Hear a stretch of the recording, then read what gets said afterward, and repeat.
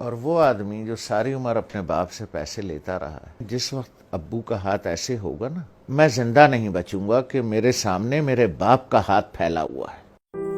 میں بیٹھے تھے، وہ اپنے سامنے بیٹھی ہوئی تھیں، تو میری ایک ہی بہن پاکستان میں ہے، اس کے تینوں بچے بھی آئے ہوئے تھے، وہ بھی آئی ہوئی تھی۔ تو ادھر صوفہ رکھا تھا تو اس پہ میں بیٹھا تھا، 2 لوگوں کا صوفہ تھا، ہے وہ، تو والد صاحب برابر میں بیٹھے تھے۔ تو سب لوگ باتیں کر رہے تھے، تو میں نے کوئی 2-4 پیسے نکال کر کے والد صاحب کو ویسے ہی پیش کر دیے۔ تو میں نے عین اس موقع پر یہ کیا کہ جب میں سمجھا کہ کوئی نہیں دیکھ رہا ہے، ٹھیک ہے، سب اپنے اپنے گپ میں لگے ہوئے ہیں، کوئی نہیں دیکھ رہا ہے، تو میں نے اس موقع سے فائدہ اٹھا کے جلدی سے چھپا کے ابو کو، مجھے نہیں پتا تھا کہ امی دیکھ رہی، تو انہوں نے بڑے زور سے کہا دوبارہ دو، جیسے وہ ذرا سختی سے بات کرتی ہیں۔ تو مجھے یہ تو پتا چل گیا کہ انہوں نے دیکھ لیا۔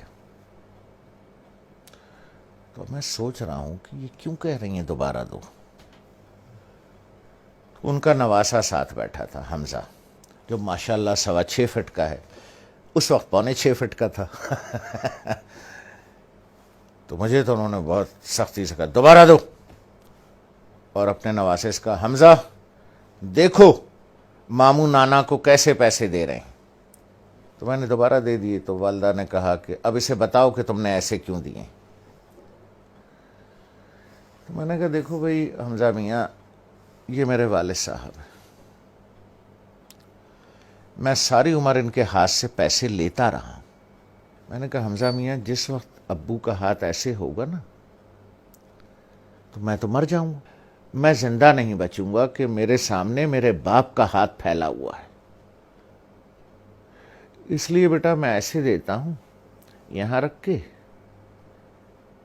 کہ والد صاحب یہاں سے اٹھا لیں، انہیں میرے سامنے ہاتھ نہ پھیلانا پڑے۔ جس طرح سے پرانے وقتوں میں بادشاہوں کو نظر اور نیاز دی جاتی تھی نا، یوں کر کے، اور بادشاہ اگر قبول کر لے، اٹھا لے، تو وہ نیاز قبول ہو جاتی تھی۔ جیسے آج بھی مزاروں پر ادھر ادھر پیروں کو ایسے کر کے نظر دی جاتی ہے، پیر صاحب ہاتھ لگا دیتے ہیں یا کبھی کبھی اٹھا بھی لیتے ہیں، تو سمجھیے وہ نظر اور وہ نیاز قبول ہو گئی۔ تو اس لیے میں ایسے کر کے نظر پیش کرتا ہوں، چھپا کے کہ کوئی دیکھ نہ لے ہیں کہ باپ ہاتھ پھیلا رہا ہے۔ نہیں نہیں نہیں، باپ نظر قبول کر رہا ہے، اس نے ہاتھ لگا دیا تو قبول ہو گیا۔ اب وہ حدیث مبارک کا مفہوم ذہن میں لائیں، جب سرکار رحمت اللہ عالمین صلی اللہ علیہ وسلم نے بیٹے کا گریبان پکڑ کے کہا کہ تو اور تیرے پاس جو کچھ ہے تیرے باپ کا ہے۔ لوگ بھاگتے ہیں، میں آخری بات کروں، لوگ بھاگتے ہیں وہ فلانے پیر صاحب سے دعا کرا لیں، ہیں جی، وہ فلانے مزار پہ دعا کر لیں، وہ پیر صاحب کا جھوٹا پانی پی لیں، ہیں جی، وہ پیر صاحب کی جوتیاں اٹھا لیں، بخشے جائیں گے، ثواب ملے گا۔ ارے یار، 2 عدد پیر تمہارے گھر میں بیٹھے ہیں،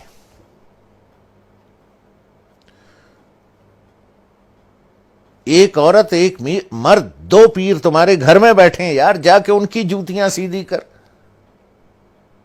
ان کا جھوٹا پانی پی، ان کے پیر دبا، پیر صاحب کے بجائے باپ کو نظر اور نیاز پیش کر، جا کے ابا کے جوتے پالش کر،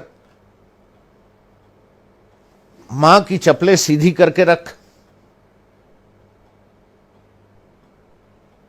2 پیر گھر میں بیٹھے ہیں، ان کو چھوڑ کے اللہ کو ڈھونڈنے کہیں اور جاتے ہو، شرم نہیں آتی؟